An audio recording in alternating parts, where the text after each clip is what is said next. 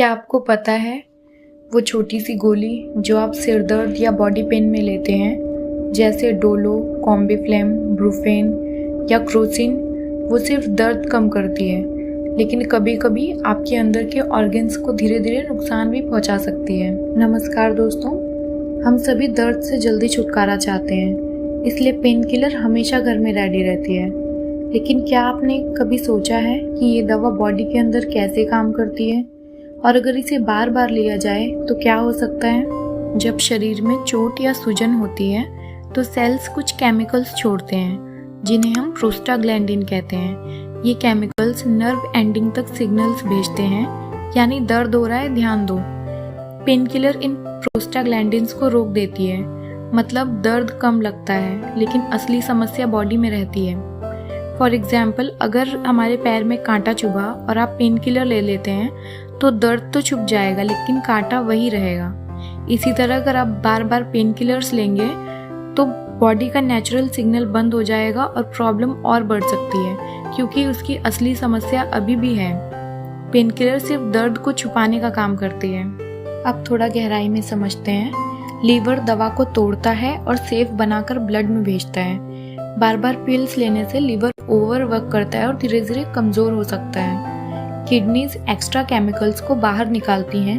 Pain killer ज़्यादा लेने से किडनी स्ट्रेस्ड हो जाती हैं। स्टमक या गट में कुछ दवाएं जैसे आइबुप्रोफेन, डाइक्लोफेनेक पेट की लाइनिंग इरिटेट कर सकती हैं। अल्सर या ब्लीडिंग का रिस्क बढ़ सकता है। ब्लड पतला हो जाता है ज़्यादा पेन किलर्स लेने से, जिसकी वजह से छोटा सा कट भी होने पर भी ब्लड पतला होने के कारण खून ज़्यादा बहने का रिस्क होता है। अब हम आसान तरीका देखते हैं कि कौन सी दर्द में कौन सी दवाई लेनी चाहिए।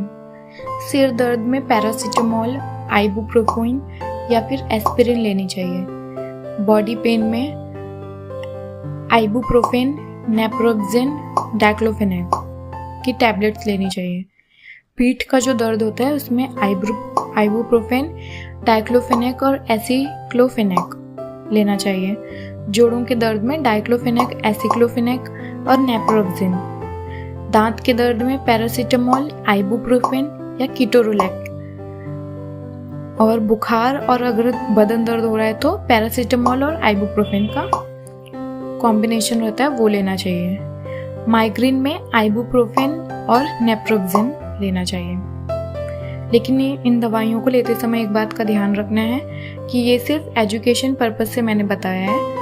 कोई भी मेडिसिन लेने से पहले आपको डॉक्टर की सजेशन लेना है। जो डॉक्टर्स कहें वही मेडिसिन आपको लेनी है। अब आगे बढ़ते हैं और जानते हैं कि पेन कम करने के सेफ तरीके कौन से हैं। कई बार बिना दवा भी दर्द कम किया जा सकता है। अच्छी नींद और आराम लें, हल्की एक्सरसाइज या स्ट्रेचिंग करें, वार्म कॉम्प्रेस या फिर मांसपेशियों की सिकाई करें, हाइड्रेशन का ध्यान रखें, खूब पानी पिएं, स्ट्रेस मैनेजमेंट करें, डीप ब्रीदिंग या मेडिटेशन करना चाहिए। ये तरीके बॉडी को अंदर से मजबूत बनाते हैं और पेन किलर पर डिपेंडेंसी कम होती है। फॉर एग्जाम्पल, मान लीजिए आपका घर गंदा है, अगर सिर्फ कर्टन डाल दें ताकि गंदगी दिखे नहीं तो घर साफ नहीं हुआ। इसी तरह पेन किलर भी सिर्फ दर्द को छुपाती हैं, असली समस्या नहीं हटाती। इसलिए सिर्फ पिल्स पर भरोसा मत करें, बॉडी के सिग्नल्स को समझें। अगर आपको कहीं पे भी बहुत ज़्यादा दिन तक दर्द हो रहा है तो डॉक्टर को बताएं। डॉक्टर आपको नेसेसरी टेस्ट कराने कहेंगे, उसके बाद आपको मेडिसिन सजेस्ट करेंगे, तो आपको वो मेडिसिन लेना चाहिए। बहुत ज़्यादा दिन तक किसी भी दर्द को इग्नोर नहीं करना चाहिए। तो दोस्तों, जब भी दर्द हो तो पहले सोचिए कि बॉडी क्या बता रही है। पेन किलर सिर्फ राहत देती है, परमानेंट सॉल्यूशन नहीं। समझदारी से दवा लें, आदत मत बनाएं। अपनी हेल्थ को सबसे बड़ा ट्रेजर मानें, इसे बचाएं। अगर ये वीडियो आपको हेल्पफुल लगी हो तो शेयर ज़रूर करें और ऐसे ही सिंपल हेल्थ टिप्स के लिए चैनल को सब्सक्राइब करें।